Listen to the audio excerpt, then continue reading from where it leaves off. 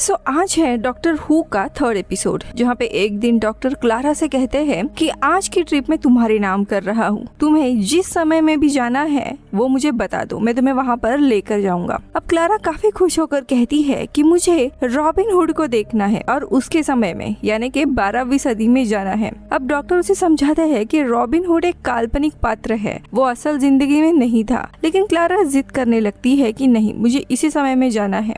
फिर doctor TARDIS को घुमाते हैं और उसे 12वीं सदी में लेकर जाते हैं, जहाँ पे रॉबिन हुड पाया जाता था, रॉबिन हुड के गांव में। अब डॉक्टर जैसे ही टार्डिस से बाहर आते हैं, वो जोर जोर से पुकारते हुए रॉबिन हुड को बुलाने लगते हैं, जानबूझकर, क्योंकि उन्हें पता था रॉबिन हुड तो होता ही नहीं है। लेकिन तभी अचानक से एक तीर आकर टार्डिस पर लगता है और सामने काफी हैंडसम नौजवान खड़ा होता है। वही क्लारा भी अब उस जमाने के कुछ कपड़े पहनकर बाहर आती है और सामने ही हैंडसम रॉबिन हुड को देखकर वो काफी चौंक जाती है कि सच में वो उससे मिल रही है और शर्माने लगती है। वही रॉबिन हुड भी क्लारा को देखकर उसके प्यार में पूरा पिघल जाता है। लेकिन डॉक्टर यहाँ हैरान है कि ये काल्पनिक पात्र असल में कैसे आ गया। खैर, अब रॉबिन हुड एक ऐसा हीरो था जो अमीर लोगों से पैसे और उनकी प्रॉपर्टी लेकर गरीबों में बांटा करता था। इसीलिए अब वो डॉक्टर का टार्डिस डॉक्टर से छीनने के लिए आता है और दोनों में भी तलवारबाजी होती है। वही डॉक्टर के पास कोई तलवार नहीं थी, इसीलिए वो अपने चमचे से लड़ने लगते हैं। अब लड़ते लड़ते रॉबिन डॉक्टर को पानी में ही गिरा देता है और डॉक्टर की फजीती हो जाती है। खैर, इसके बाद रॉबिन डॉक्टर और क्लारा को अपने बाकी लोगों से मिलवाने के लिए जंगल लेकर जाता है, जहाँ पे वो रहा करता है। यहाँ पर क्लारा और रॉबिन एक दूसरे के साथ बातें कर रहे थे। रॉबिन तो क्लारा के ऊपर लट्टू हो गया होता है। वही डॉक्टर को अभी भी विश्वास नहीं हो रहा था कि ये सारे बंदे असल में हैं। इसीलिए वो किसी का डीएनए ले रहा था तो किसी का ब्लड सैंपल, ये चेक करने के लिए कि ये सच में इंसान है या नहीं। वही उसे आसपास का एनवायरनमेंट भी काफी अजीब लग रहा था। इसी दरमियान रॉबिन बताता है कि आज शहर के शेरिफ ने ऐलान किया है कि कल वो एक बहुत ही बड़ी प्रतियोगिता रखने वाले हैं, जिसमें वो बेस्ट आर्चर को ढूंढना चाहते हैं, जिसमें रॉबिन खुद पार्टिसिपेट करने वाला है। और पूरा शहर कासल में आ गया था। यहाँ पे हम शहर के शेरिफ को भी देखते हैं। अब प्रतियोगिता शुरू होने से पहले सबको गोल्डन एरो दिखाया जाता है, जो बख्शीश होने वाला था। सबसे पहला तीर तो शेरिफ मारता है और उसका तीर अचूक निशाने पर लगता है। अब इसके बाद प्रतियोगिता शुरू होती है। रॉबिन आकर अपना तीर मारता है और शेरिफ के तीर के सीधे 2 टुकड़े कर देता है। ये देखकर सभी लोग खुश होते हैं और उसके लिए चीयर करने लगते हैं। जिसके बाद रॉबिन को वो सोने का तीर एज अ बख्शीश देने वाले थे, लेकिन तभी वहाँ डॉक्टर आता है और डॉक्टर यहाँ की सच्चाई जानने के लिए आया हुआ था, इसीलिए वो भी प्रतियोगिता में पार्टिसिपेट करता है और रॉबिन के तीर को उड़ाकर अपना निशाना लगाता है।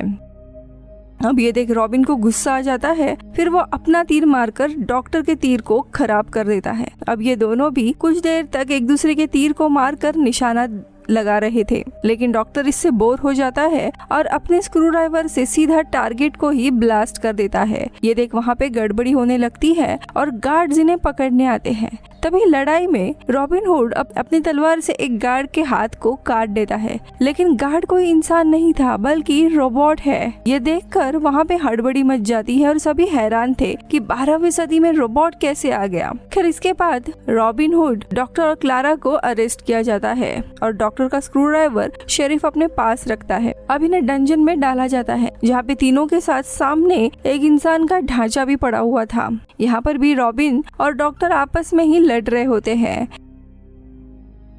इसी दरमियान शेरिफ का एक आदमी आता है और क्लारा को अपने साथ लेकर जाता है। अब गार्ड्स क्लारा को लेकर जाते हैं शेरिफ के पास, जहाँ पर वो डिनर कर रहा था, लेकिन क्लारा खाने से मना कर देती है। अब शेरिफ को उसकी भाषा काफी अलग लगती है, इसीलिए वो पूछता है कि क्या तुम अलग समय से हो? तो क्लारा कहती है कि भाई तुम बताओ, तुम्हारे पास रोबोट आर्मी है 12वीं सदी में। तब वो कहता है कि एक दिन आसमान से एक उड़न तश्तरी गिरी थी और इसी में से ये रोबोट आर्मी आई थी। इन रोबोट्स को मैंने रहने के लिए यहाँ सहारा दिया, इसीलिए वे लोग मुझे अपना लीडर मानते हैं। अब उनके मदद से मैं जल्दी ही पूरे किंगडम पर अपना राज करने वाला हूँ। वो क्लारा से कहता है कि वो राजा बनने के बाद उसे एक रानी की भी जरूरत होगी और वो क्लारा की चुम्मी लेने जाता है, लेकिन क्लारा सही समय पे हट जाती है और कहती है कि वापस ऐसी बदतमीजी की तो याद रखना। दूसरी जगह ये दोनों भी डंजन से बाहर आते हैं और बाहर का रास्ता ढूंढते हुए वो एक रूम में जाते हैं, जो कि एक स्पेसशिप है। और यहाँ पर डॉक्टर को समझ आता है कि ये कासल के अंदर ही स्पेसशिप छुपा हुआ है और उसका इंजन खराब हुआ है और इसीलिए शेरिफ शहर के लोगों को बंदी बनाकर उनसे सोना चुराता है और इस सोने से इस इंजन को रिपेयर कर रहा है। एक बार स्पेसशिप शुरू हुई तो वो यहाँ से सीधा राज्य में चला जाएगा और राजा से लड़ाई करने वाला है और उसकी गद्दी छीनने वाला है। अब डॉक्टर शिप का पूरा इंजन चेक करते हैं और उसे पता चलता है कि इंजन शुरू तो हो जाएगा लेकिन वो चलने के लायक नहीं है, इसीलिए कभी भी ब्लास्ट हो सकता है। वो इस इंजन से रेडिएशन निकल रहा है और इसीलिए आसपास का एनवायरनमेंट चेंज हो रहा है। अब डॉक्टर को यह भी लगता है कि रॉबिन हुड भी एक रोबोट है और इसी शेरिफ के प्लान में शामिल है, इसीलिए डॉक्टर अब रॉबिन को मारने के लिए जाता है और दोनों की भी लड़ाई होती है।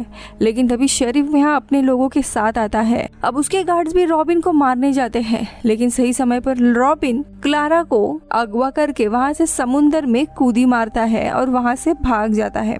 वो जाने के बाद डॉक्टर शेरिफ को बताता है कि ये शिप पूरा खराब हो गया है, अगर तुम इसे चालू करोगे तो यहीं पर ब्लास्ट हो जाएगा।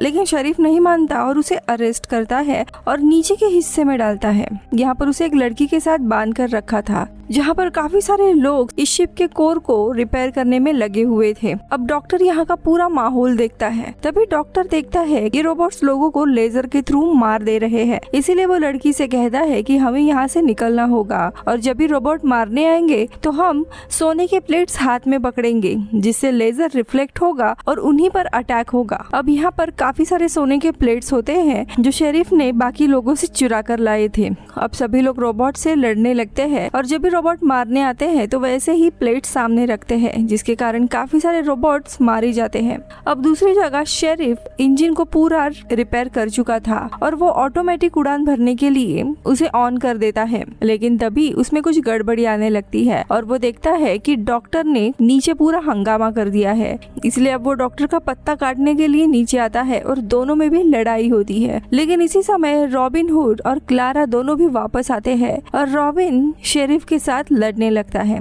अब इनकी काफी घमासान लड़ाई होती है और इसी दौरान शेरिफ वो सोने से जलते हुए कोर में ही गिर जाता है और वही मारा जाता है। फिर अब यहाँ पे इंजन पूरा हो चुका था, अब कभी भी ये शिप उड़ान भरने वाली थी, इसलिए सभी लोग बाहर भागते हैं और देखते देखते कैसल में से वो स्पेसशिप बाहर आता है, लेकिन वो क्रैश करने वाला था। इसलिए डॉक्टर कहता है कि इसमें और सोना डालना पड़ेगा और वो गोल्डन एरो पूछता है। अब गोल्डन एरो रॉबिन हुड के दोस्तों ने चुराया होता है, वो उन्हें वापस देते हैं, जिसके बाद ये तीनों भी उस गोल्डन एरो से शिप पर बाण चला देते हैं, जिसके चलते वो पूरी तरीके से चार्ज अप हो जाती है और अर्थ के ऑर्बिट में चली जाती है और वहां जाकर वो पूरा ब्लास्ट कर देती है और इसी तरह ये लोग बच जाते हैं। अब डॉक्टर वापस नीचे आता है, उसका अपने समय में जाने का टाइम आ गया था। अब वापस जाने से पहले क्लारा रॉबिन से गुड बाय कहती है और उसे अपना ख्याल रखने के लिए कहकर टार्डिस में चली जाती है। वही डॉक्टर भी रॉबिन से मिलने के लिए आते हैं तो रॉबिन उनसे पूछता है कि क्या सच में आगे चलकर लोग मुझे एज अ इंसान भूल जाएंगे और एक काल्पनिक कैरेक्टर के तौर पर याद रखेंगे। तो डॉक्टर कहता है कि हाँ, ऐसा ही कुछ होता है। लेकिन रॉबिन कहता है कि चलो यही सही, वैसे भी मुझे इतिहास के पन्नों में खोना नहीं है, एटलीस्ट काल्पनिक कथाओं से मैं लोगों के मन में तो रहूंगा। अब डॉक्टर भी फाइनली भरोसा कर चुके थे कि रॉबिन हुड का कैरेक्टर असल में था, जिसके बाद वो टार्डिस से निकल जाते हैं। लेकिन जाते हुए डॉक्टर रॉबिन हुड को एक काफी महंगा गिफ्ट देकर जाते हैं। दरअसल रॉबिन हुड की गर्लफ्रेंड भी कहीं खो चुकी थी, वो उसकी गर्लफ्रेंड उसे वापस लौटा देते हैं। रॉबिन हुड अपने गर्लफ्रेंड से मिलकर बहुत ही ज्यादा खुश होता है, पागल होता है और डॉक्टर को थैंक यू कहता है और ये एपिसोड यही खत्म होता है। मिलती हूँ अगले एपिसोड में। Bye bye.